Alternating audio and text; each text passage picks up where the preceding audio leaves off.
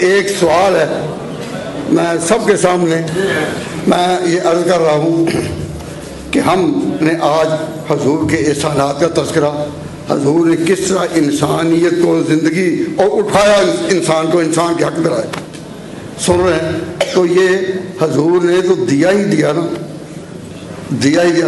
قرآن دنیا کو، اللہ کا کلام دنیا کو حضور نے دیا۔ سنت کس نے دی؟ حضور نے دی۔ اور سیرت کس نے دی؟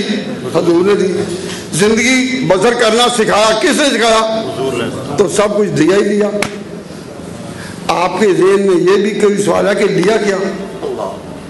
لوگ ہمیں یہ کہتے ہیں کہ دنیا میں رہنے کا طریقہ یہ ہے give and take, give and take, دو اور لو۔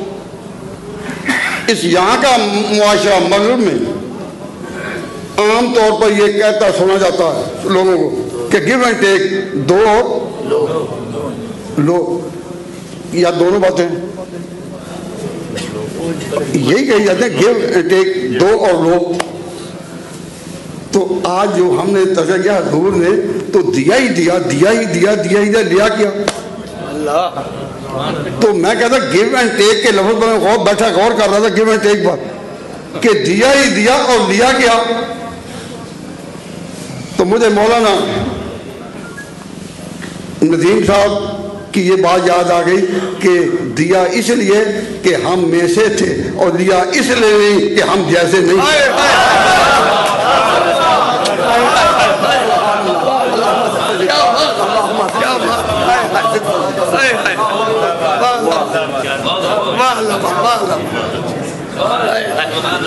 ذرا توجہ فرمائیں